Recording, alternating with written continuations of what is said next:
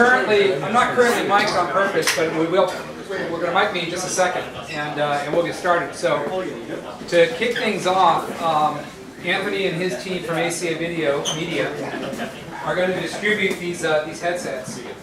How many people are familiar with what we're doing tonight with regards to the headsets? Not many? Okay, so this is really cool. So tonight, in addition to having a wearables meetup, talking about wearables, we're testing a new concept. This is based on something called silent disco. So silent disco is a concept, it's a phenomenon that's catching on. And basically what it is, when you go to a club, instead of hearing music that you can't talk to somebody over, they give you a set of headphones and you put those on and you can hear the music. So actually I want to turn it on. And then you get these. Everybody standing back here, there's a box right here. You can just grab them right there.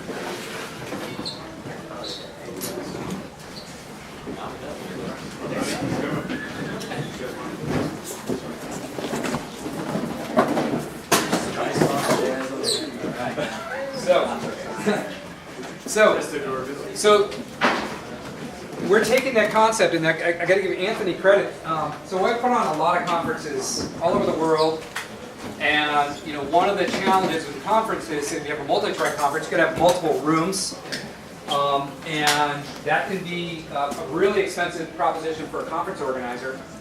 And Anthony said, "Hey, what if we take the silent disco concept and apply it to the tech space, where we can get a large warehouse, and in 3 of the corners of the warehouse, you have 3 different stages, and have a multi-track conference, and just give people the wireless disco headset that also has 3 channels, so you can actually just move between talks."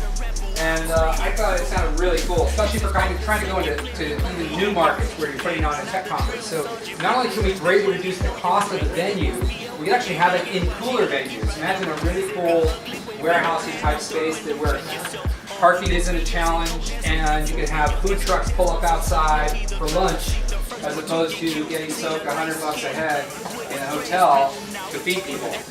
And believe me, that's the reality of the conference organizer. So not only does it reduce costs, but we think it could increase the experience as well, by keeping everybody in one location and allowing you to just listen to the speaker that you want to listen to.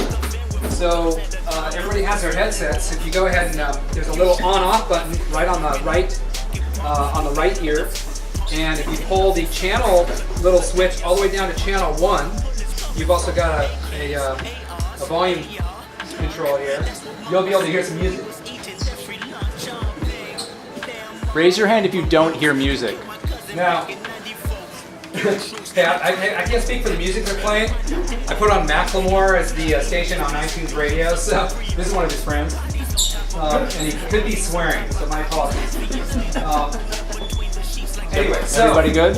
How's it? You everybody hear it okay? I do have a question on Yeah. this, really briefly.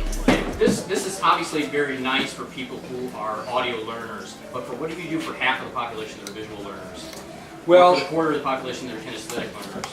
Well, true. We're going to give everybody else Google Glass. No, but you're right. So this takes care of one component, and that is that you want to hear the person speaking, and you want to hear the content. So we're addressing that in this case.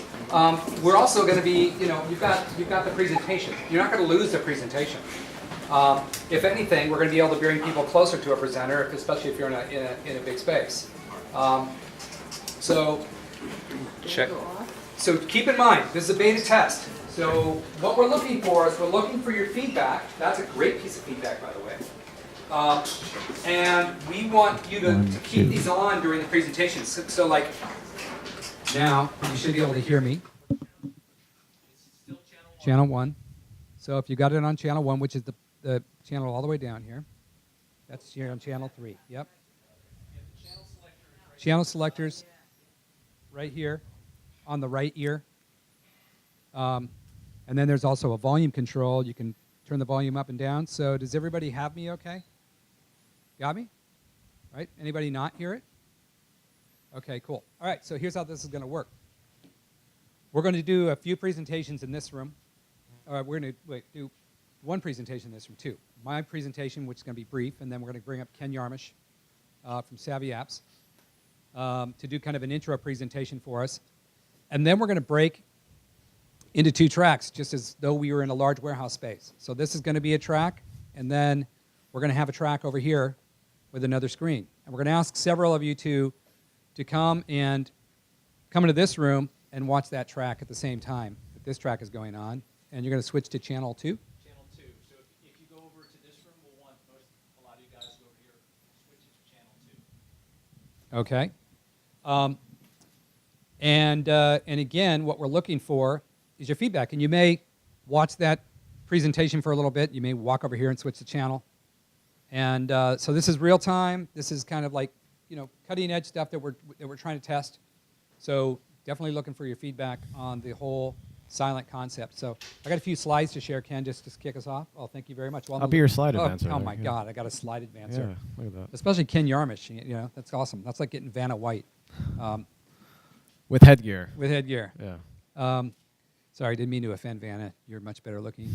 All right, so let's go here. So first off, we want to thank Canvas Cowork for hosting us. Awesome space. Let's give them a round of applause. So what you're in is you're in a co-working facility. So several companies are headquartered here, and this is where they have their teams. They really lend themselves to the design world really well. You could kind of see those aesthetics throughout this building. But Marty Madrid, who runs Canvas, is just totally awesome, great partner. He also has another startup called Invite, N-V-I-T-E, and we're actually using Invite for our 5-year anniversary party. So Ken, could you go to the next slide, please? All right, so that is our 5-year anniversary bash. We also have a meetup set up for the 5-year bash. How many people are going in this room? All right, hey, this is our thank you to you guys for being with us over the last 5 years, and it's a time for us to celebrate. So we're throwing a party out at in a brand new space out at Tyson's Corner, which is also really amazing, called Dig.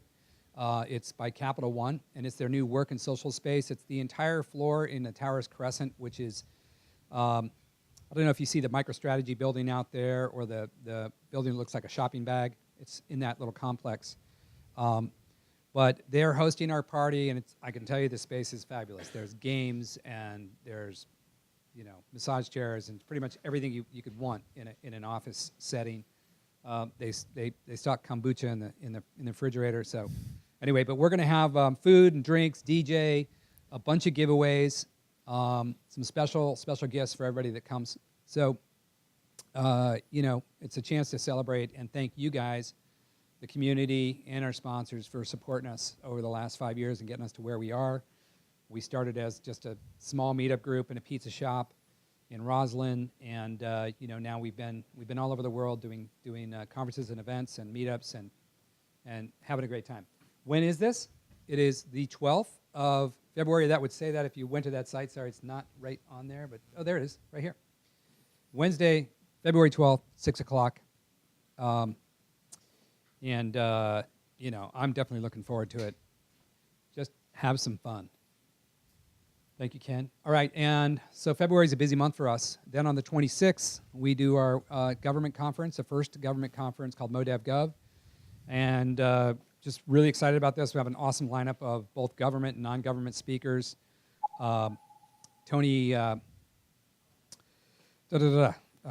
David Bray. David Bray's doing the opening keynote from FCC, CIO of FCC, is involved in a lot of really interesting app projects, and people like Labor and Census is doing our closing keynote. They've got some amazing app projects that they're rolling out. So you're going to get a lot of really cool insights into what the government's doing, but then we're also offering hands-on training. So there's 3 tracks of training at MoDevGov.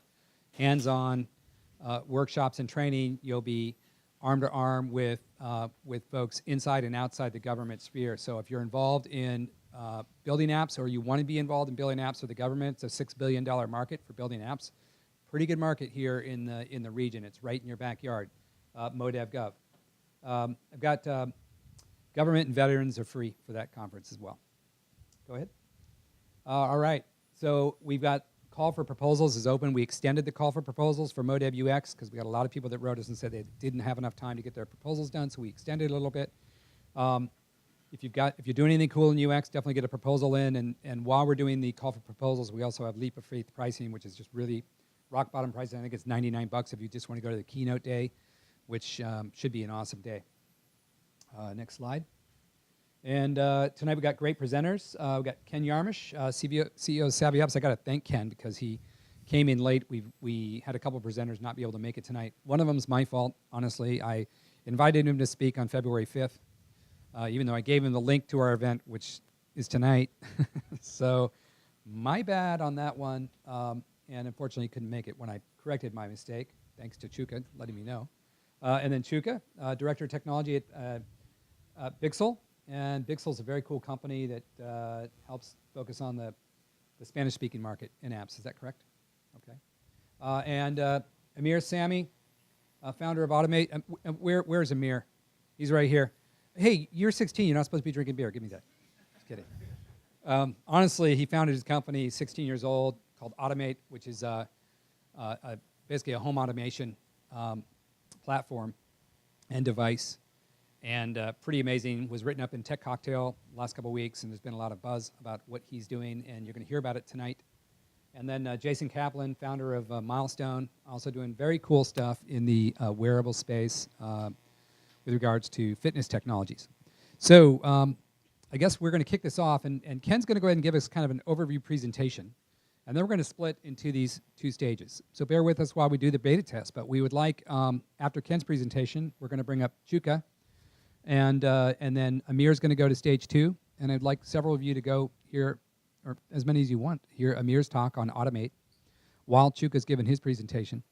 And then we'll have Jason Kaplan give his presentation, and we'll see whichever one's done first, and we'll have him go either here or over there. But the whole concept is that we're going to test these two rooms.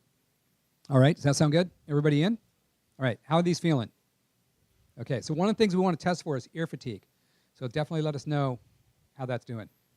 And with that, I think I'm going to turn it over to Mr. Ken Yarmish. Thank you, Ken. Sure. Let's give him a hand.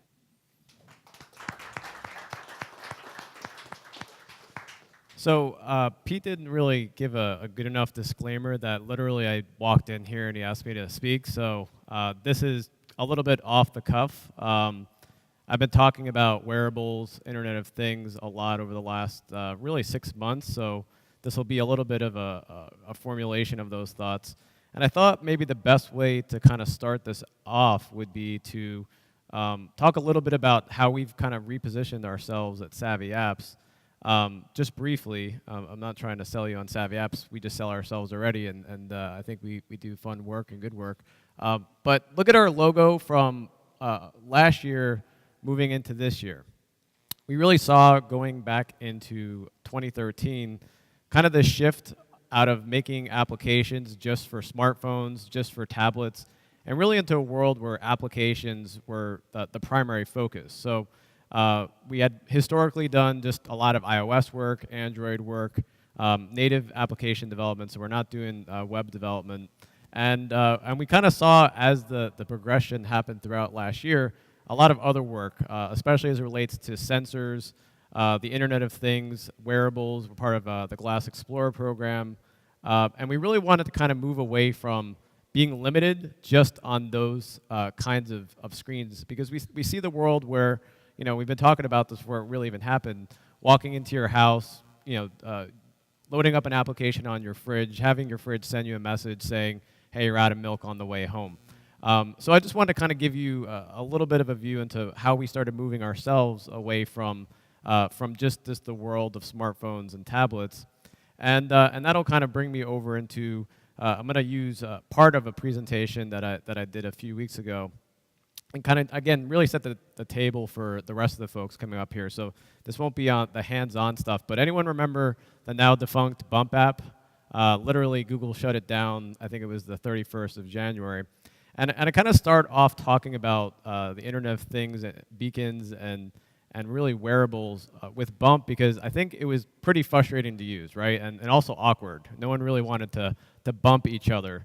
It wasn't really a fun thing to do. But the other thing that was kind of odd and interesting about Bump is the fact that even though we were next to each other, right, we both had the Bump app loaded up on our devices, it actually wasn't using anything with proximity and location in terms of Bluetooth or other kinds of alternatives to that, such as near-field communications. It was actually taking information, sending it all the way up to the internet and to some servers, and back down again, which is why you often have to bump, your buddy several times. So I think it was an early example, and obviously they did well. Google bought them, but if you go to Google, you basically go to Google to die. They did great in terms of that, but I think it was just sort of an early example of what could be better when it comes to location and proximity. So, when I look at what's happening with bump and Bluetooth and beacons, really we're now moving into the world of BLE, Bluetooth Low Energy. Who's playing with Bluetooth Low Energy out there? Anyone today? So that really it's not a new version of Bluetooth. It's an actually separate, whole separate way of dealing with location when it comes to proximity. And there's a couple things here that it's doing differently. First of all, the battery life, because of the way this operates, is a lot better. So if you buy one of the beacons out there, anyone play with the Ottomate beacon? Some of the different beacon hardware out there, they actually can run for up to 2 years without having the battery be changed out. And that's pretty significant. And as a result of that, you can have these apps run for a lot longer in the background and work in these different ranges. So iBeacon in particular, when it comes to iOS 7, pretty much every iOS device in the last 3 years can actually use this kind of technology. And to kind of make it a little bit more real for you, this is actually a diagram from Estimote in terms of how this technology kind of work, in case you haven't seen this happen, or in case you kind of can't get it from the basic overview here.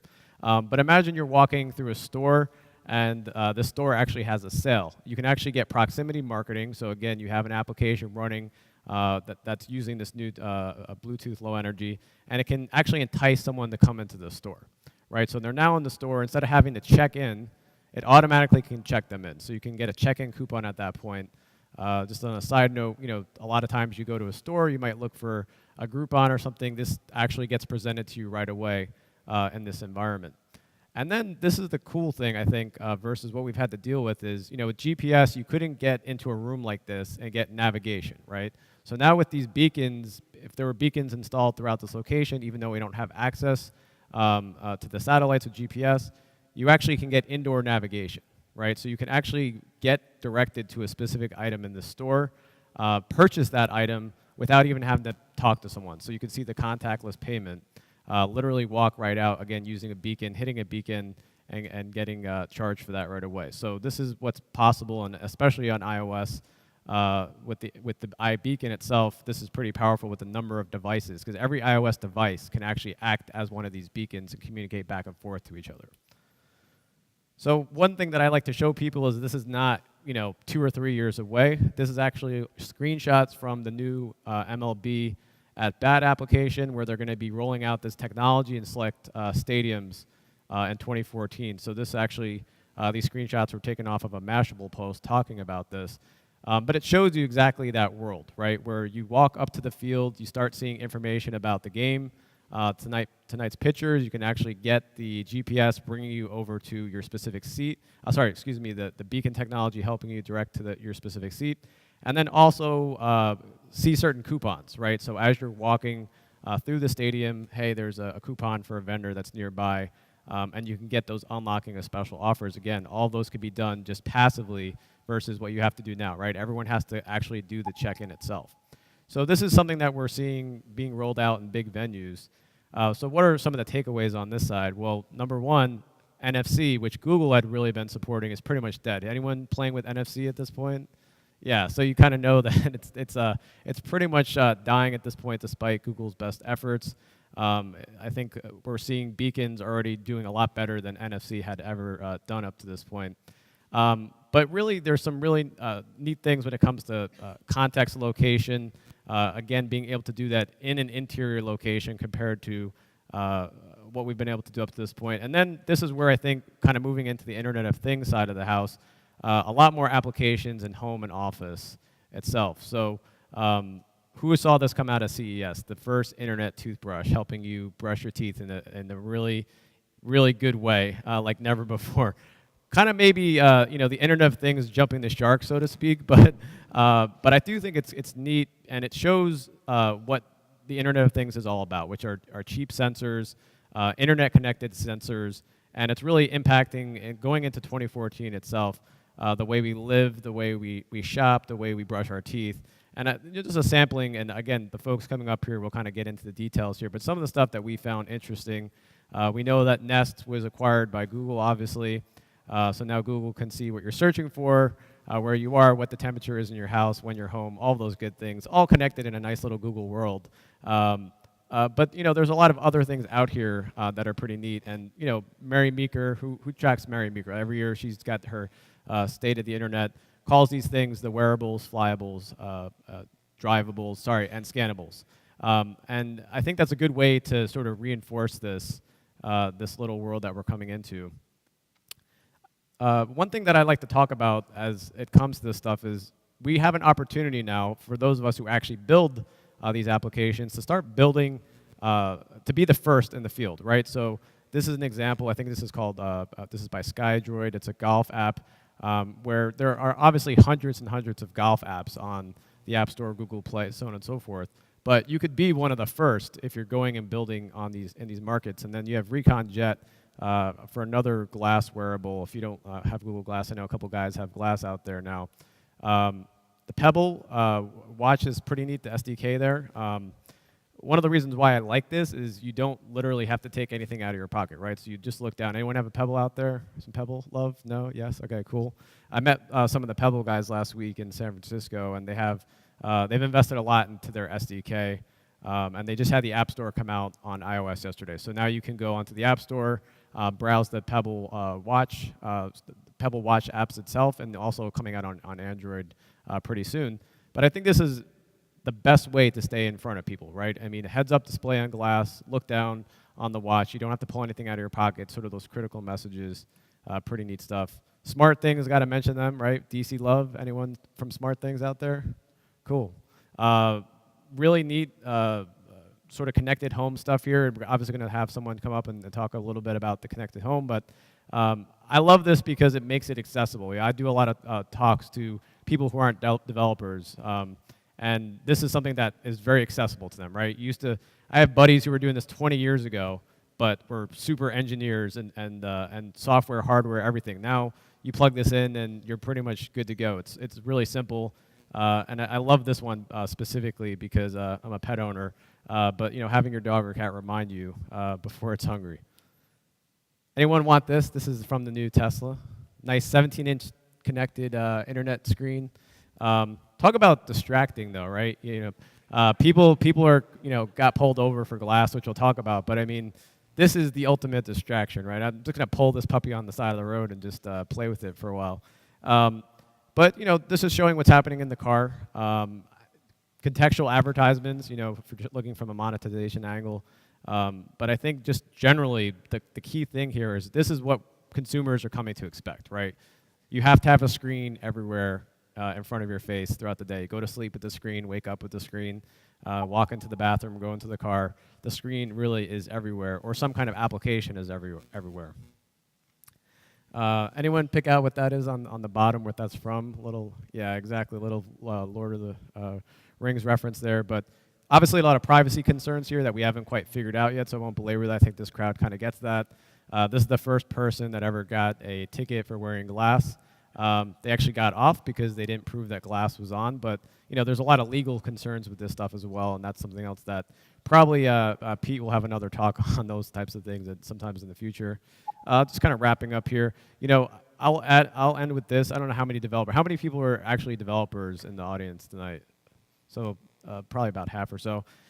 Whether you're a developer, marketer, product person, designer, I think this is a unique time where the playing field's being reset to go do some really interesting things. So when we're talking to customers, we're not looking at trying to build an app that just puts you on par with what was done a year or so ago. There's lots of those out there. Not saying smartphones and tablets are the old, and wearables and flyables and scannables and drivables and all these little ables are the new things of the future, but you can think about how all these things interact with each other, right? Come up with a better connected experience across all these different platforms. So I'll kind of end there. Again, trying to set the stage, so forgive me, this is last minute. Hopefully you guys got something out of this, and I'll turn it over to Pete.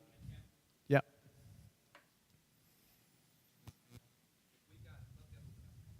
Sure.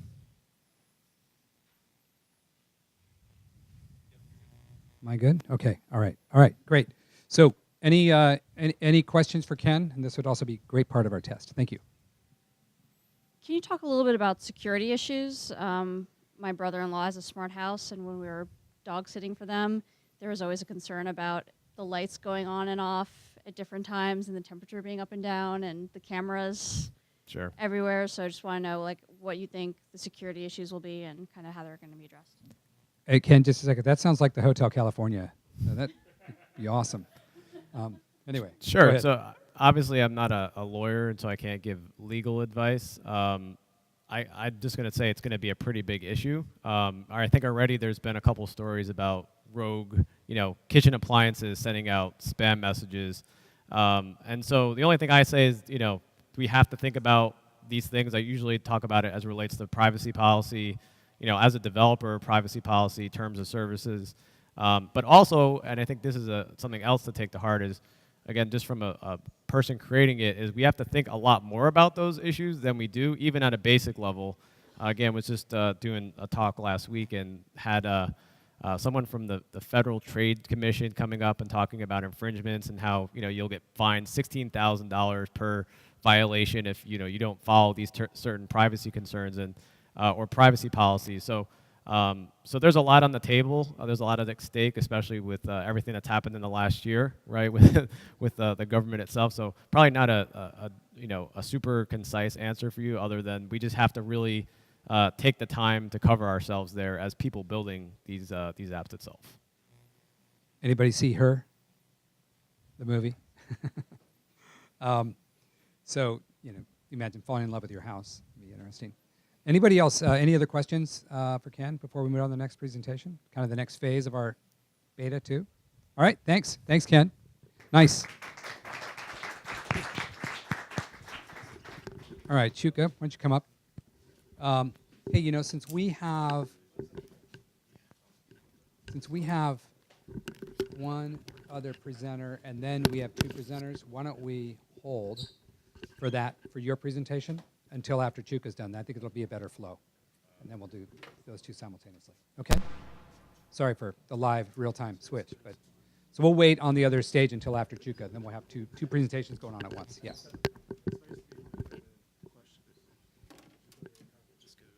Right. So Steve just said it's nice to be able to hear the questions. I think that's also interesting feedback. Normally, it's hard to hear the questions at a conference when people are speaking. Yeah.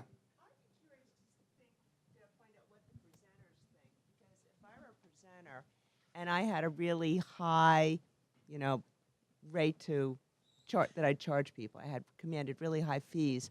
I wouldn't want to have to compete with somebody else with my audience. Right. So I can tell you as a organizer. So we save those presenters for like what we call like the keynote stage. So if they're really expensive, or if they're putting on a real kind of high end. Well, we do run some workshops where the presenters are pretty expensive, simultaneous, and they're used to the idea of competing. But like if we had a keynote speaker that we had to pay a fee for, we would try to, at this event, if we had in a warehouse multiple stages, we would still want to maybe do some keynotes where there would be one stage and everybody be sort of tuned into that one person, giving them an audience. But then, the kind of the art of the conference is then being able to break out your talks so that you've got three maybe different subjects going on at the same time so people can select which one they want to hear. But it's good feedback. I think it's true. A lot of people don't want to compete. 1 2 1 2. Anybody else? Feedback on this so far? Where are we at? Oh, yeah. So how have you connected this with translation, live translation of things going on? Well, it's funny. We were just, since this is so new, I hadn't really thought about that, but Mary Beth brought up translation, and I think translation's a great feature, right? Because you can have channelization, so you can have a translator for Spanish and French, and depending on where you are. Yeah, it's a lot simpler. because they've got those systems that are like really complex. But this is very simple. I think it could lend itself really nicely to translation. All right. Cool. Chuka, Director of Technology at Big Saw. Let's give him a round of applause.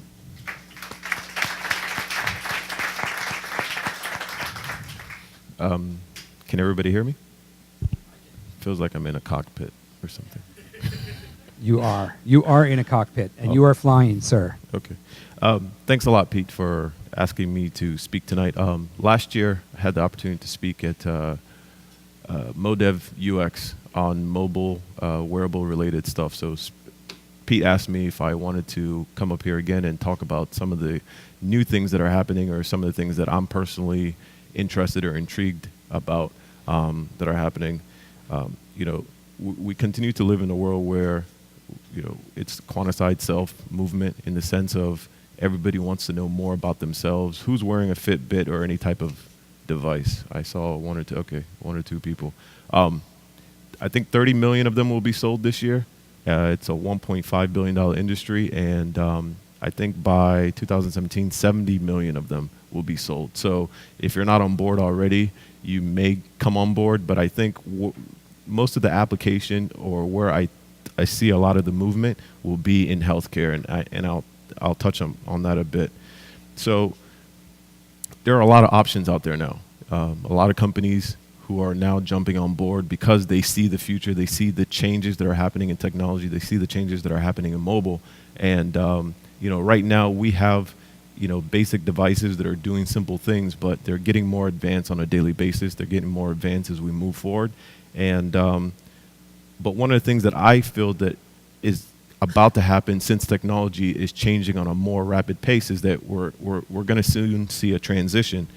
And the transition that we're going to see is, what some people call Wearables 2.0, in the sense of right now we just have armbands and things, but they're going to become more integrated inside of your clothes. And then also what I'm going to talk about specifically, they're going to stick to your body. But right now we're kind of in the phase where companies are starting to play around with smart clothing. This company called OM Signal, they are actually, I think, taking orders now for their smart clothing, whereas it's a Fitbit type device, but it actually connects to your clothes, and that device or your clothes is actually transmitting the information to this thing, and of course it's now connected through Bluetooth to your mobile phone, and so they're doing some pretty interesting stuff. Under Armour, I'm really fascinated by some of the things that they're doing, and I want to show a quick video that they released about a year ago or maybe 6 months ago. It's about a year ago, on some of the futuristic things that they're doing when it comes to wearable and clothes. Let me see if I can get video on this real quick.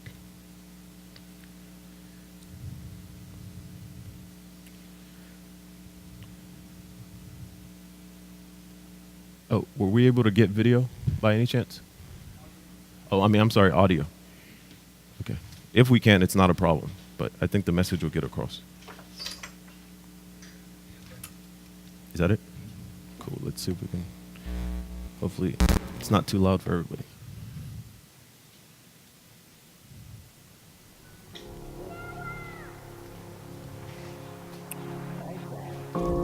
So the device they're wearing on their chest is collecting information for them, on them as they're actually working out.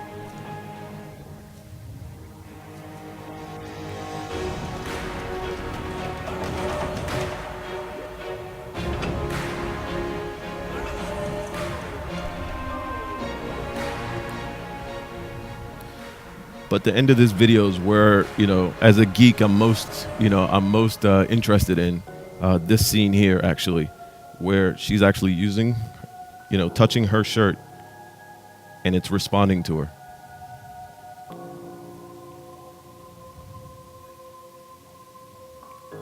So now, to me, that's very cool technology. I think Under Armour says that the technology is a few years away, but they're rapidly really working on it, and that's pretty cool stuff.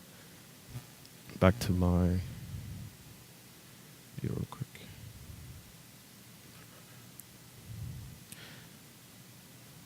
So that's kind of what they're doing, but for the purpose of this talk, I wanted to talk about what I believe is going to be next. We're in this stage where technology continues to get faster, smaller, and one of the things that companies have started to play with is what they call wearable electronic tattoos. And the application that I see for this most readily is for healthcare purposes, and we'll talk about it in a little bit. But that's kind of the direction and where Wearable is going next, is that instead of you remembering that you have to wear something, or that you have to put something on your hip, this is something that you just stick to you. It sticks to you for a couple of weeks, and it's collecting all the information about your body and sharing it with a mobile device or sharing it with your doctor. What's really interesting about this technology is that it's really like the cells within it are nano-sized silicon wires, and they're built to be flexible. So, and they include sensors. So I can see it here. Like, for instance, the diagram here has something like for an ECG, which monitors your heart. The EEG is for brain waves, and then it also has temperature sensors for your body as far as monitoring your body temperature. It's got stress gauges, so it's able to monitor if you're stressed or not, and transmit that information. It's also got a very nano-sized LED built into it, and the technology is also built so that as it's collecting this information, it's transmitting it to your mobile device or whatever it may be. So this is an example of it actually being stretched. So traditionally, as we know, technology boards semiconductor boards are traditionally boards that aren't movable. They're very rigid. But the company that actually built this is called MC10, and they're doing some interesting things regarding this technology. So this is stretchable, and it's kind of like a Band-Aid. You can put it on your arm or on your chest, and it starts to collect that data. And I believe 2 weeks ago, we heard that Google's working with this company to do some interesting things when it comes to glucose levels. So I think they met with the FDA or something to discuss releasing something like this. So it's a contact lens that you wear, so those that have issues can wear something like this, and it's able to transmit that information to a mobile device, so that way you can monitor your glucose levels in real time. So what are some of the benefits? You can wear it and forget it. I'm an ex-Fitbit user, and the reason I say that is because I've gone through 2 of them already. They break, they get lost. I have friends that have lost 4 or 5 of them, and that's one of the most frustrating things about it. In addition, I wear a watch, and it just feels weird wearing something on my right arm, and it also feels weird wearing 2 things on my arm. And Fitbit is great when you can use it to monitor your sleep, as an example. But I feel like I'm wearing a watch while I'm sleeping. So it's actually it's very annoying. And not only that, I've broken 2 of them. So my wife is like, you can take a break. This technology prevents a way where, as a user experience, when it comes to using something that is supposed to be an enabler, it's something that you can use without having to change your existing habits. And because it can monitor your body temperature, your heart, your muscle, your brain activity, I think we'll see more sports athletes utilizing the technology as well, because you don't want to be Usain Bolt with an armband running. I mean, there's something about it. Maybe it's going to mess up your stride, as an example. But something that's on your chest, under your clothes, you don't have to think about, is an opportunity. And just like the video that we saw, Under Armour sees a tremendous opportunity for that when it comes to sports. Another thing is that the cost of healthcare. I think the biggest thing about wearable technology is that it's going to dramatically change the cost of healthcare. That's one of the central problems. I mean, just to get a test from a device, from a machine that costs $500,000, your insurance is going to charge you for that. So, the future of this type of device, and because it's reusable, or you can just throw it away and get another one, they believe that in the next few years, after the device has been introduced, prices will come down where it's probably cost pennies to $1 to just stick a Band-Aid on you, and it's providing some kind of data about your body. Also, increased accuracy and 24/7 monitoring. Right now, if you have a Fitbit or any type of device, it's using algorithms to kind of figure out how many steps did you take or what's really going on with your body.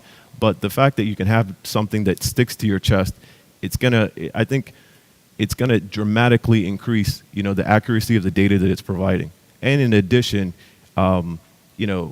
people that have chronic diseases or medical issues, you now have 24/7 monitoring.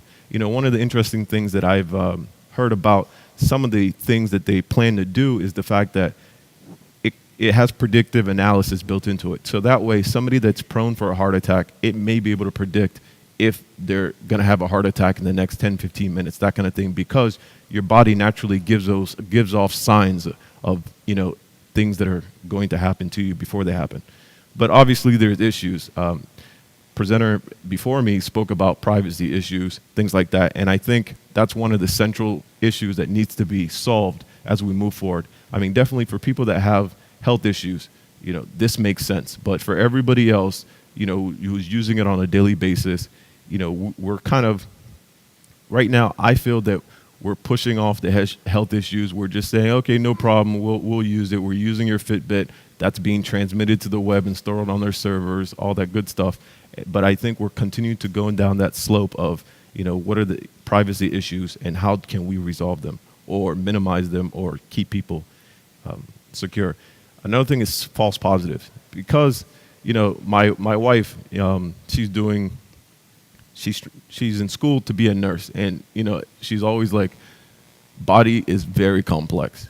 Things are happening all the time. And one of the things that I know about some of this technology is the fact that because the body's so complex, when there are changes, your doctor might be alerted that something's about to happen, but nothing's really happening. Your body's just going through a minor change. So that's one of the things that the technology needs to resolve as we move forward. So, really want to just touch on that. I think it's very interesting technology. We're going to see a bit more of that in the next few years. I definitely see the impacts when it comes to health, when it comes to our lives. It's definitely going to get me back on board, possibly with with a wearable device that I don't mind using. I don't have to think about, and I think it's definitely going to save some lives as well with people that really need technologies like that to monitor them on a daily basis. So that's it. Thanks a lot for your time.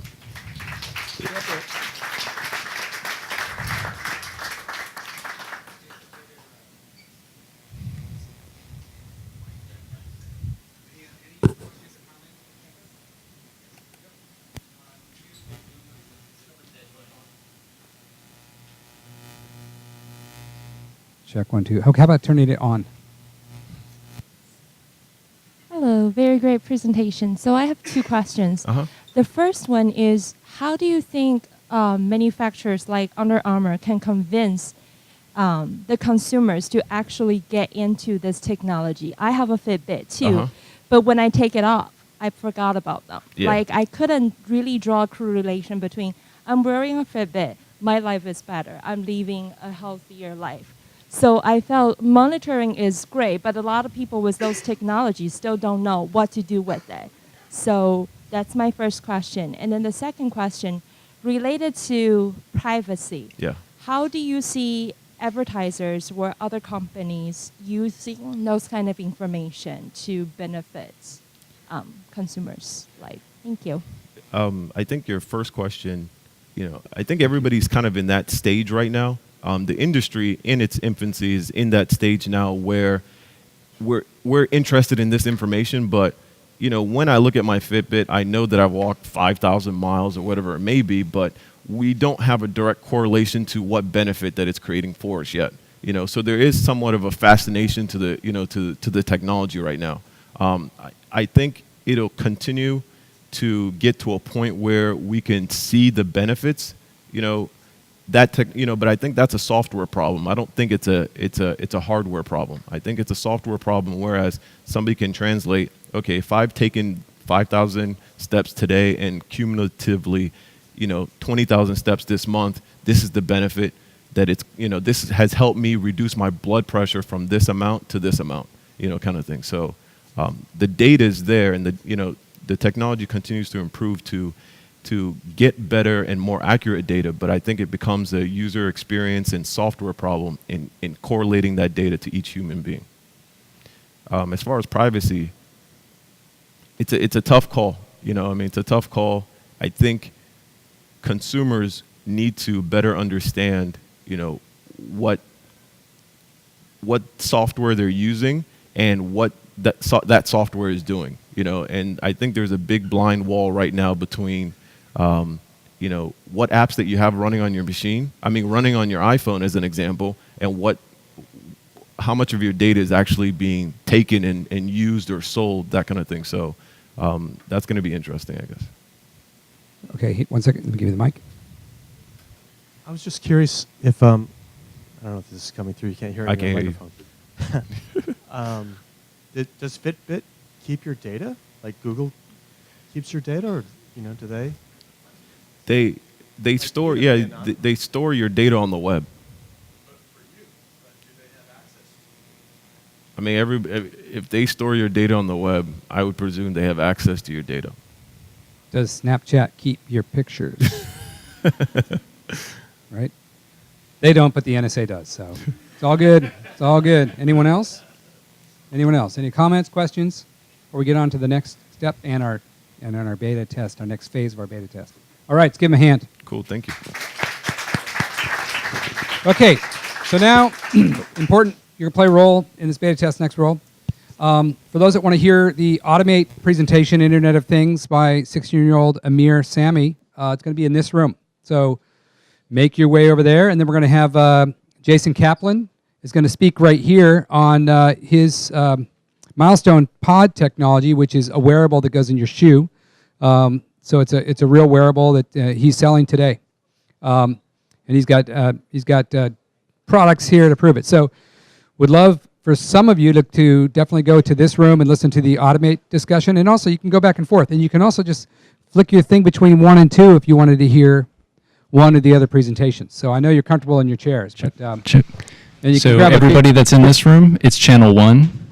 Everybody that's in that room, turn your earphones to channel 2. And sorry we don't have chairs over here. Everyone's just going to hang out, okay? And by the way, if you guys decide to take off before the presentations are done, please remember to give us back your headphones. There's some boxes right over there. They will not work if you leave. There's some boxes over there. Please don't leave on your head. Thank you. Thanks, Anthony. I've been meaning to announce that for the whole evening.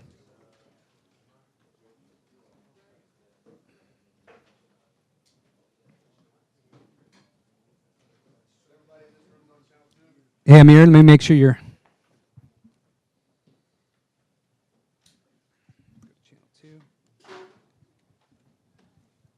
Ameer, are you live? Ah, yes, got you.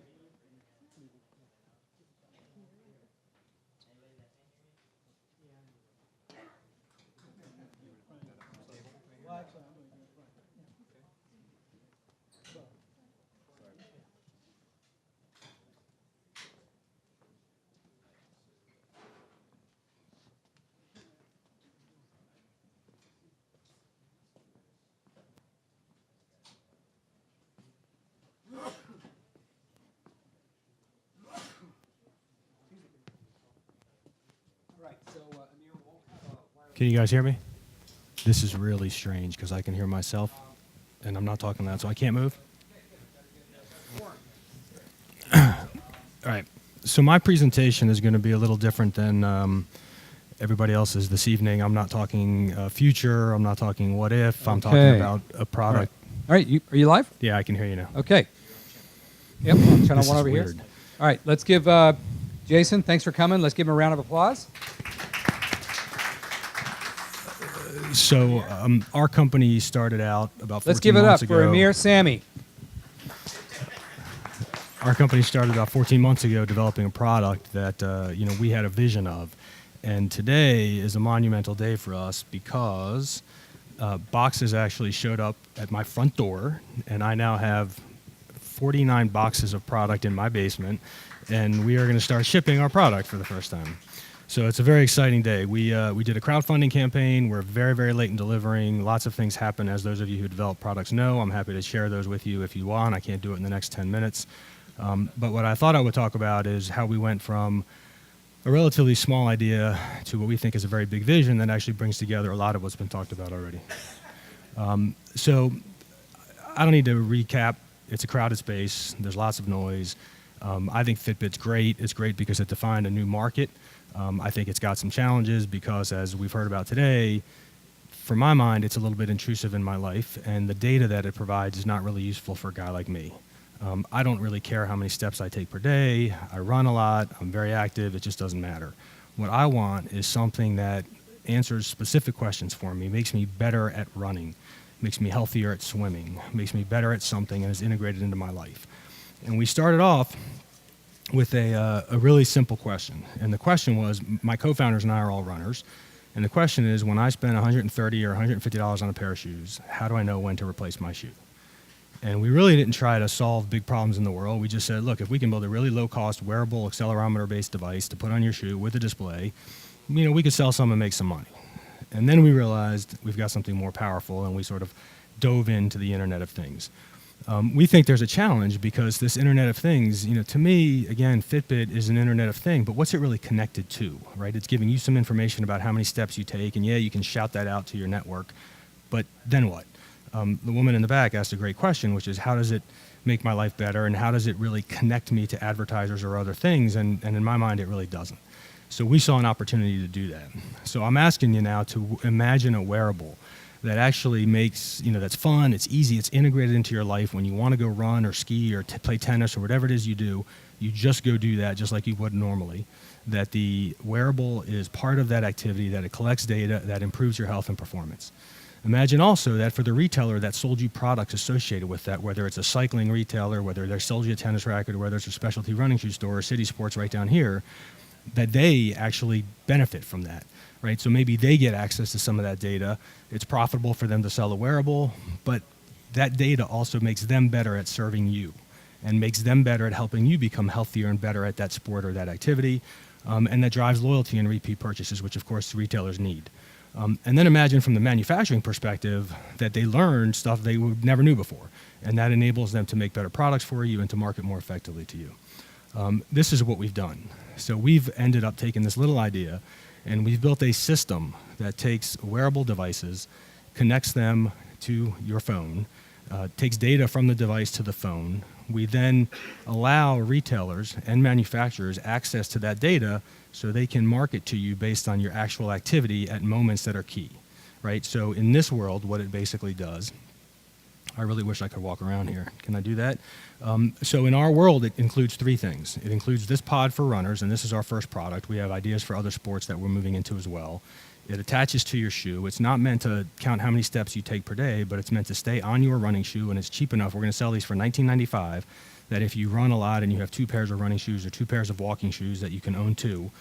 You put your shoe on in the morning just like you would. You go for your run. You don't have to bring your phone because it's got storage on it. It collects interesting information. You'll have to trust me on that for now, about biometrics and about your actual run activity. And then when you want, you sync it to your phone. Whoops. Sorry, those didn't work quite so well. But you sync it to your phone. And then down here, what happens is the retailer, so if you walked into my store and you bought this $130 pair of shoes and you bought a $20 device from me, I'm connected to you. We, Milestone, our company, knows what pods we send to which retailer. And so when the customer syncs for the first time, when it's paired, we take that MAC address. We know that it was bought through a certain retailer. And that retailer only who sold you the product, who you've already become a customer of, has the ability now to deliver data back into your app so that when you cross mile 351 and it's time for a new pair of shoes, they make you an offer at that moment. And you haven't had time to go to Zappos or Roadrunner or wherever else and try to buy a pair of shoes for $8 cheaper. Or if we're tracking biometric information, which we're doing, if you buy a pair of shoes that's supposed to put you on your forefoot or keep you from pronating or whatever it may be, and you now are running on your heel or you're using that piece of equipment in the wrong way, we'll track that. We'll give the retailer the ability to coach you also. It's not just all about marketing. It's about, again, delivering value and having you get more out of whatever the product may be. One thing that's important, there's been a lot of privacy questions around here.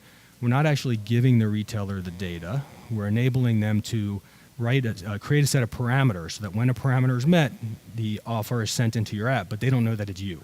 right? So if I cross mile 351, they don't know that Jason Kaplan ran 351 miles today. What happens is in the background, they've said whenever somebody runs 351 miles, make offer X. When I hit 351 miles, our database in the background sees that, drops the offer into the app. If I click redeem and I buy, they know that, but they don't know that I actually received an offer. So we are concerned about privacy in that regard. And of course, we're collecting lots of data. And so we make that data available through a product we call Milestone Insights to manufacturer and also to larger retailers. So we've worked with, our company hasn't developed the app ourselves. We've developed the entire system. We've got people working on firmware. We've got industrial designers. We've got mechanical designers. We did all the hardware, the chip design, the board design. We work with a local company. Caleb is here from Citrus, so you'll see the little logo in the corner there. It's their new logo, which I don't mind saying I don't like. I love the company, but I don't like their new logo. They've been really great, and so I'd encourage you to talk to Caleb and Citrus if you're looking for some help developing apps. But this is the dashboard. So once you sync, it comes on. You get to see a little bit about your run that day. You get to see how many miles are on this shoe. You can swipe back and forth if you've got 2 or 3 pairs of shoes. You get data on your run, on your cadence, on your pace, a lot of information that you get from some other apps. Or some $300 watches, and you'll get some information that you can't because these things aren't on your foot. Right? So part of what's interesting here is it's also on your foot, and if you're using a mobile app, it's on your arm or on your waist, and you don't know whether you land on your heel or your toe. This is just some basic profile information, so we have that for the advertisers. When I create an offer, if I'm a retailer and I create an offer, the offer comes through the app here. I can click one of these offers. It takes me to a screen that gives the retailer the ability to design it however they want. So they can put their logo, they can put whatever image they want, they can create whatever offer they want. They get to decide how they communicate to you and at what point in your usage. And then, of course, you can reset the pod back to 0 and start again. So when you get a new pair of shoes, you don't have to throw away the device. You replace the battery. If it needs to, put it back on your new shoes, set it to 0, and go again. So our sort of big idea here is the analogy that we like to use is cookies in your browser. People feel like cookies are intrusive, and a lot of that is because you don't choose to take the cookie. What we're saying is if you want to get healthier and better with wearables, we have a way to connect you back to a retailer so that they can help provide insight, provide offers, and market to you better. Perhaps subsidize that. We've had retailers who said they're going to give this away for free to their customers because it's so low cost and it really helps them get connected and serve their customers better. And we think it's going to be a big help to manufacturers to understand more about what their customers are doing. Where are we today? Well, I mean, literally, as of today, we are open for business. We'll be shipping some of these tomorrow to people that have paid us. We've taken orders from retailers, so we're very excited about that. Our iOS app is done. It'll be on the App Store shortly. It's really not that valuable without the pod. So if you go download it, feel free, but it's not going to do much for you unless you spend $19.95 on the pod. The Android app will be done in 2 or 3 weeks. I'm saying 3 or 4 here, but hopefully sooner. The back-end database is built. The marketing portal beta version is done. So we are fully open for business so that retailers and that whole loop can be closed today. We've got customers. Again, we've got cash and POs. We've got what we think is a very, very powerful team. Our CTO and my technical co-founder was the first non-founder employee at PrimeSense. For those of you who know, PrimeSense actually delivered to all the technology inside the Microsoft Kinect. That was a licensing deal that Microsoft did. They used this company, PrimeSense, and all their technology, and PrimeSense was just bought by Apple for $360 million. We've closed a small round of financing, but in case there's any investors here, we are looking for more money, and we'd love to talk to you. That's Milestone.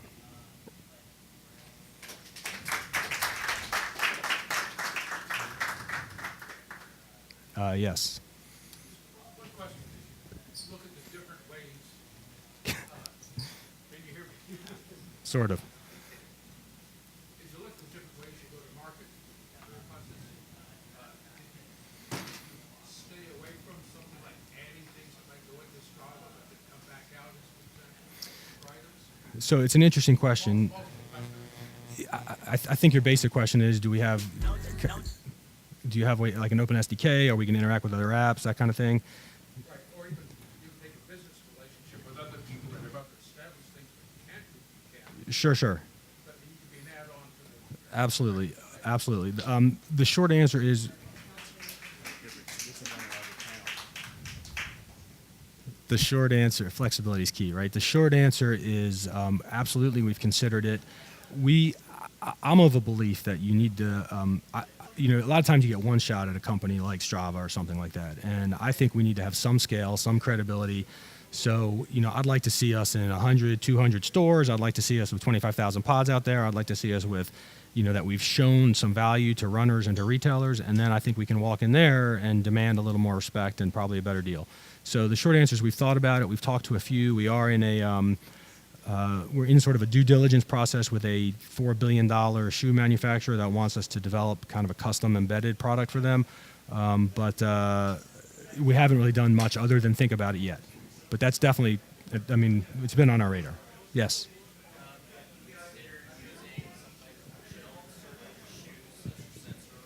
I'm sorry. I got it.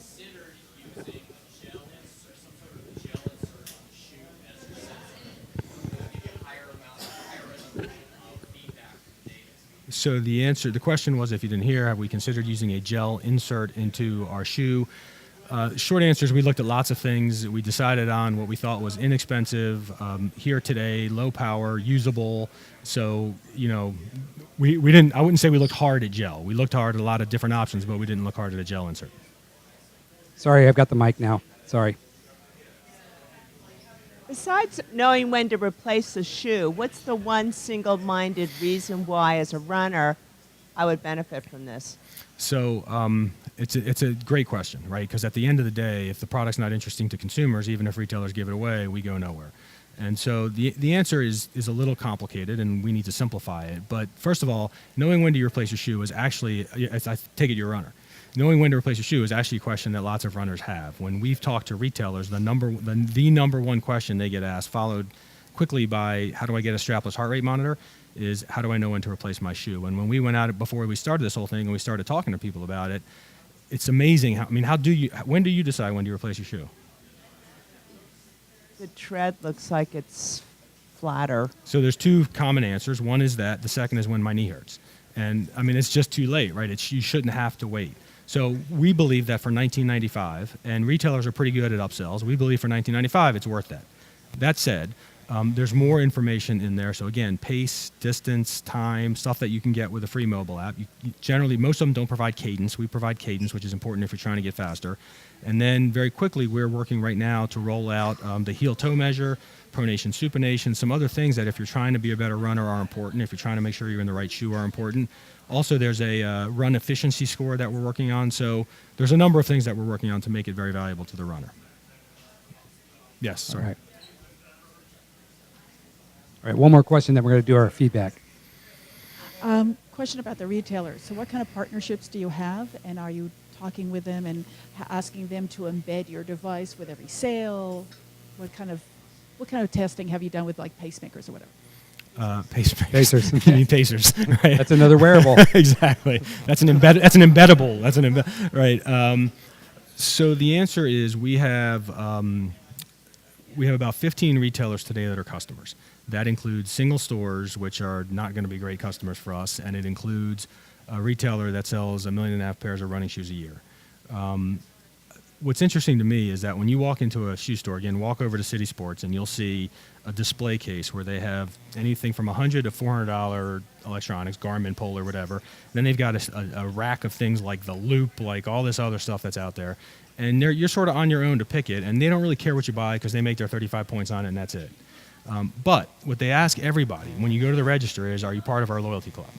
And they ask everybody that, and they try to get your email address. And the difference between us and every other piece of electronics in that store is we're not going to be in the display. We're going to be at the counter because they want to sell us like they sell their loyalty, and that's what the retailers have told us. So for our online retailers that are customers today, they say they're going to put us in the checkout process. For other retailers, we're going to be at the counter, and they're going to try to sell one with every shoe. We'll have to see. Awesome. Let's give it up. Thanks, Jason. Thank you. Let's give it up for Ameer Sami. Right into the mic. Okay. So can you guys hear me clearly? Okay. So I'm Ameer. I'm 16, as Pete said. I'm the founder and CEO of Ottomate, which is a true home automation system. So first of all, I would like to start off and ask you guys a question. What to you is home automation? And I know it's kind of hard because I can't pass out the mic. But if you want to raise your hand, I can give you the mic so you can say what you guys think what home automation is. Anybody? No? Raise your hand? Yeah? Good. It's cleaning things for me, so I don't have to. That's an excellent response. Anybody else? All right.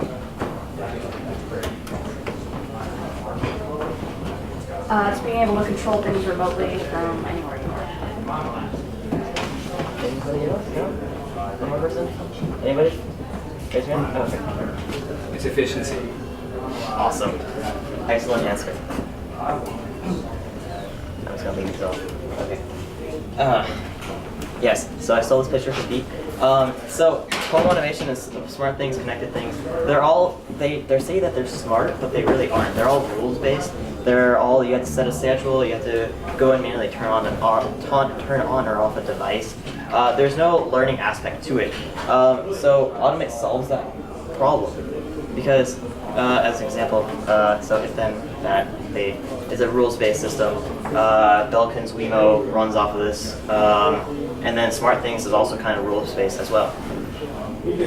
So Automate fixes that because it learns your habits over a 2-week period, and what it does is that it learns and it knows that, oh, for instance, John wakes up at 5 o'clock, which probably nobody wakes up at 5 o'clock, but you wake up at 5 o'clock, turn on your coffee maker, lights in the bathroom, and then if John's married, his wife turns on a curling iron or what have you. So it's a learning system in that aspect, but also, it also helps you save energy, and I'll touch on that in a little bit. So the Automate system is comprised of 3 devices. So the first one is the Auto Box. It simply plugs into a wall outlet. Okay. It simply plugs into a wall outlet, and whatever you want to automate plugs directly into the front of it. And then that's the basic version of the first of the Automate devices. The second device is the Auto Plate.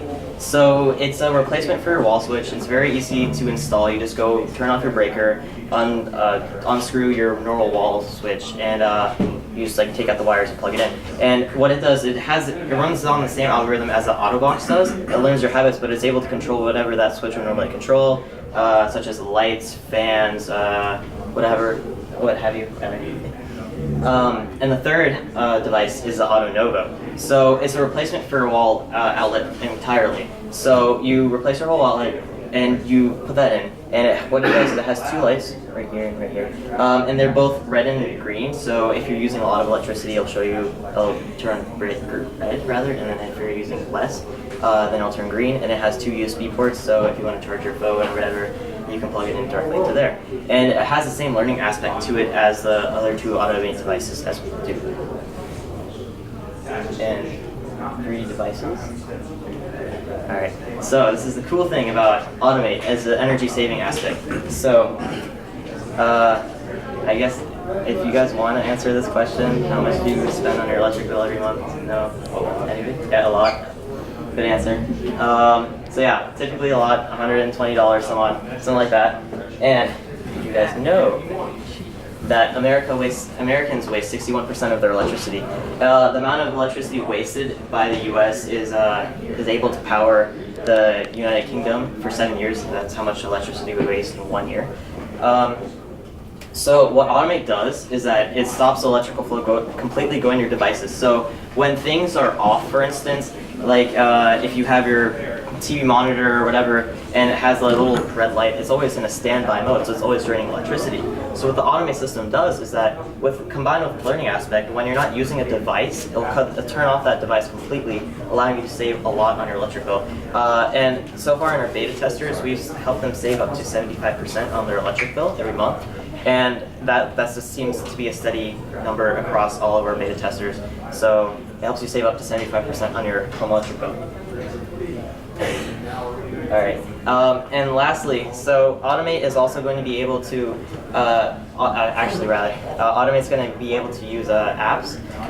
So if, for instance, if you want to do sync your music with your lights, whatever developers want to come up with, you can do that. So your info will be safe with Automate. I know some of the past presenters discussed this about smart devices not being secure. So with Automate, your data is encrypted on the Automate devices itself, and it never goes to our servers. So it's always localized, and it only communicates with your phone just to turn off or on devices if by manual control. Otherwise, everything is done on the device itself, and none of your data is accessible to the developer. So developers aren't able to get, when you like come home, for instance, or when you turn on this device, they're not able to get any of your data. And if some of the developers, you guys can go to automate.co/devs, and you can sign up, and you'll be one of the first people to be notified of our SDK for the developers. And that's Automate.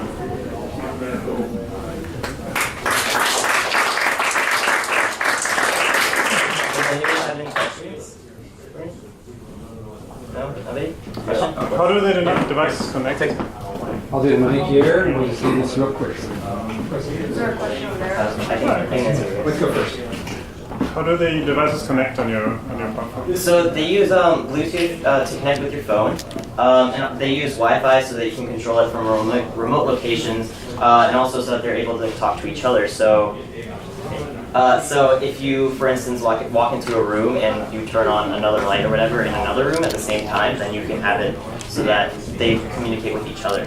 And also one thing I failed to mention in my speech was that also one of the cool technologies with Bluetooth Low Energy is that, as one of the other presenters mentioned, is that the location, how you're able to monitor a person's location within a building. So that can also be applied into a person's house. So for instance, if you don't want to use the home automation aspect, if you live a very erratic life, like most entrepreneurs do, you can have it so that it detects when you walk into a room, and it'll turn on the devices that you specify to be turned on when you walk into a room. Any questions? So do you have any patents? I think. Patents. Oh yeah, sorry. Yeah, so I have one patent pending right now, and I have 4 trademarks. Any other questions? Got it. Some more questions back here. What's your timeline looking in terms of getting to market? Excellent question. So we're planning on shipping our devices out by late summer, or rather late spring to early summer. What's the retail price? Sure. Hold on, I will go back. Oh, sorry.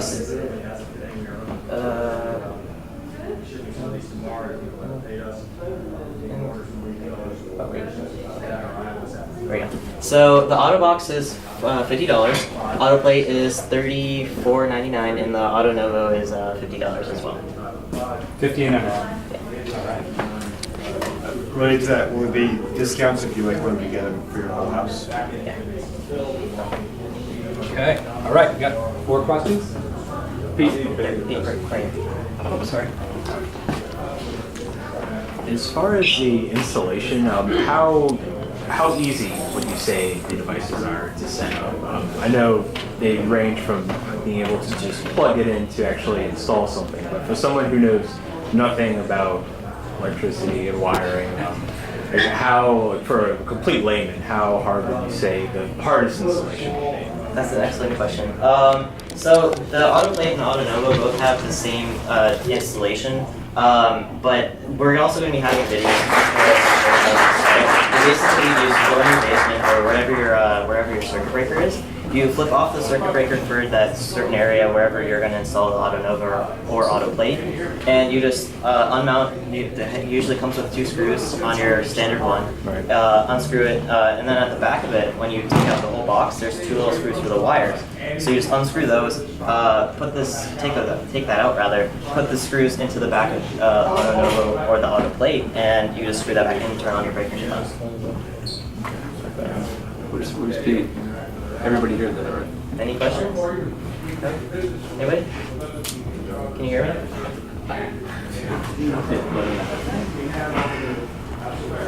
That it? All right, thank you very much. You guys can go back over there. Thank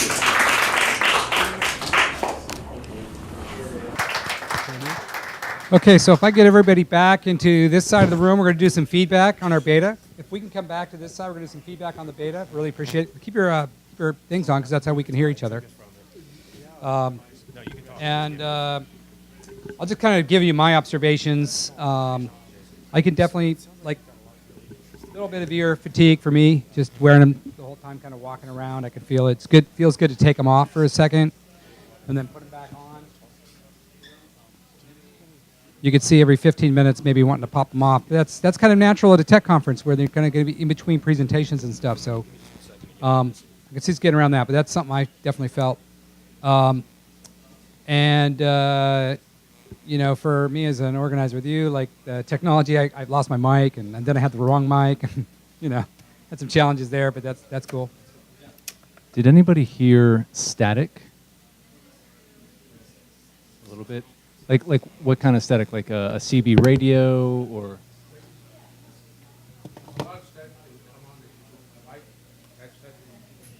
There's a lot of static that would come on when you move the mic. There were particular elements where you get a little burst and it would go away. So the spiking process would go through there. What I have no idea. I just turned them on. Yeah. How long do you think you guys could wear these for? Could you wear them for an entire day at a conference? Raise your hand if you're like, no way. There's no way I could wear these things for a day. Keep your hand up if you think that you could wear it for 4 hours. Keep your hand up if you think you could wear it for 3 hours. Okay, so that's probably the cutoff right there. Well, I think my feedback on that is that you wouldn't have them on the whole time. You'd take them off and get serious breaks. Okay, two pieces of feedback. One is one may need to use your ears for something else in between. You may pick up a phone or pick up a Bluetooth or something else. How you work that's one item. The second item that I probably shouldn't bring up is how do you handle cleaning these things when you hand them out so that you know what process it is, and how did people know that they're clean when they pick them up? So they're shipped to us clean, and they actually send us these antibacterial Clorox. So you notice that when I change the speakers, I clean them before I gave them to the speakers. I'm sorry? Consumer know, like a trust issue, like I need to know that these things are clean. Got it. Okay. I took mine off, but I noticed that when I took it off, the people, like the speaker, was speaking very softly. So I couldn't hear them with it off. So it was kind of this weird, you have to listen through this. So I don't know, maybe that's just a behavioral thing, but it just got all very weird and complicated for just hearing what's going on. Yeah, I wonder if that's maybe acoustics, because during, I kept trying to adjust the volume because it was either so loud so that I could hear him, and then when I turned it down, I could hear him. You need to figure out the relative volume between the mixer, the microphone, and the headphones. I was going to suggest that you might want to consider, it's along the lines of what this gentleman was saying, noise canceling on your headphones, because if you're in a room that has odd acoustics, you can hear all the echo, which can be very confusing at times. And if you're within earshot of another presentation, you can hear them as well, plus what you're supposed to be hearing. One of the things I might suggest is you might want to consider some type of a locator service to determine where the person is to switch to the appropriate channel. That takes that's just one less thing that the participant has to worry about, is to switch to the right channel depending on where they are. They just simply have to walk to wherever that presentation is. He stole all of my good ideas, but yeah, the noise canceling is one thing, and then going off, the second point is some sort of stereo panning, so that as you know, this would be really advanced, but when you put an accelerometer, so when you turn this way, you're hearing the speaker that way. Turn this way. So that's not today, but yeah. Now, do y'all ever plan to add a mic to this so that you don't have to go around handing the mic to people? Good idea. I was standing right in the middle between the two, and I didn't have that problem at all. When I turned to one channel, I could hear one and not the other, and when I turned to the other one, it was fine. So. Thank you. Anybody else? Yes. My 2 cents is, I know that if I were given these at a conference, I would bounce back and forth between all these different presentations. But I think at the end of the day, I would have a less useful experience. And all the things that I hate about the online world, the ADD, that I'm always going from screen to screen, I've got 3 open at one time, I bring now to a venue where I'm not used to that. And I think that would detract from the experience. But if you gave it to me, sure, I'd be doing it. Thank you. And back here. It's a similar comment to what a lot of other people have said already. It's if it's great, like you go to a conference, you go to a breakout, and you're like, oh wait, 5 minutes into it, this is not what I thought it was going to be, and I want to be in the other room and hear what's going on there. But you don't want to move out of your chair, across 7 other people to get there. So you just sit through it sometimes. And the other thing is, part of what you're talking about, a lot of time when you go to a conference, you're going there because you're actually having that face-to-face with people that you relate to, and you're sharing that experience. So I'm flipping back and forth between the two things to see what I can get, just to experience both events. But then all of a sudden, people are laughing or reacting to something's being over, then you switch over, and it's that kind of, I agree that it reduces that. It's like, as with anything, there's positive and negative. I'm not sure which way I would come down on it, but. Thank you very much. Anybody else? Right here. I think it'd be cool if we could pair it with an app so that you could actually visualize the different tracks that you have, and maybe use your phone to switch between them and control the volume so you're not touching your head. And it'd be also cool if through that app you could then track where you were throughout the conference, and you could show, visualize which things you listened to, and maybe even translate that into some kind of text document that you could read later about what you heard. The benefit is that if a lot of conferences you go to, the room gets full, and you have to hang outside or not get in at all, and this allows you to be able to actually listen to what's going on inside the. So a couple things about what we did here. It's a little bit like, it's kind of like the lab rat. They inject him with 1,000 cups of coffee to test the effects of caffeine. We put this in a very small space where the stages are right there. I think in practice, we would have this in a much, much bigger venue where you actually probably couldn't audibly hear between the speakers when they're talking. Like you said, they spoke very softly. You said that the speakers spoke softly. It's kind of nice that the speakers can speak softly and still get their message out to everybody in the room. So think of this as kind of like our lab experiment where we kind of wanted the things to be sort of and it's pretty interesting that people are in this room right now having a huge conversation, but I'm only paying attention to what's going on in here. I could really hear everybody and share that feedback. Your feedback about not wanting to get up and out of that road, it'd be kind of nice just to flip over and listen to what the other speaker's speaking about and kind of go, okay, now I'm really going over there. So I'm going to make everybody stand up because I'm moving. I actually just want to say exactly what you said. Well, I found myself paying more attention to what the speaker was saying and more in tune, as opposed, even though you can still hear other outside noise. And some gentleman made a good point about maybe being more noise cancellation. You still find myself more focused on what the speaker said. The other thing I thought of with the wearable technology, this is probably one of the least intrusive type of wearable technology that I've seen so far, and that it's not collecting any information on me that needs to be sent out to anyone else to analyze. So I think from that perspective, it was pretty good. And it's very lightweight, so it didn't get annoying. I mean, I agree with you. You don't have to, maybe every half hour or so take it off. Give your ears a little bit of rest, because you will get a little ear annoyance after a while. Yeah, we wanted to get the Beats by Dr. Dre, but they were a little spendy. All right, here we go. More feedback. We'll go here and then here. Just two things. One, the minute I put headphones on, it can become an isolating experience. And the second thing is, I'd be more inclined to use it if I could plug my own earbuds into a small box. Then I can pop one out and talk to the friend next to me. So it's more interactive. Good feedback. So if this was a small box, you plug your own headset in and just use that. Then we just change out the box. That's good feedback, definitely. You had something else? First of all, we're really complaining, but this is really, really cool. So remember that. It's very cool. No, but the other thing, yeah, the in-ear is really helpful when you can switch it. And aside from just conference applications, when you go out to non-techy, nerdy events, festivals, this would be really interesting where people want to be listening to several different musicians at once or several different performances at once. So I think this is totally on track to something really cool. These events companies have something going on. We just like to apply it to what we're doing. You had to. The other thing to consider is as you look at form factor, some people may not care whether our hair gets messed up. Others will.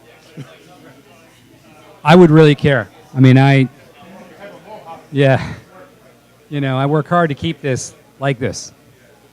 I have a scary thought about paying for this, is that you'd have the sponsors, like every half an hour they would actually have a message that would come through the earphones. You guys are all going to go out and order a bunch of stuff on Amazon tonight. You're not going to know why. And you think we weren't collecting data? Come on, dude. We're way ahead of you. We're collecting lots of data. That's right. We know everything about you after tonight. Okay, so, well, we want to thank you for participating in this beta test. We got a lot of great feedback tonight, a lot of food for thought. Keep in mind, we got to put these in the boxes that we go out. They will not work outside of this room. It's a proprietary system, so thank you very much. And feel free to hang out. We got some beers left, and really, really appreciate it. We may follow up even with a little online survey. I don't know. Or we'll summarize our thoughts today and get that out to you. But thank you, thank you, thank you.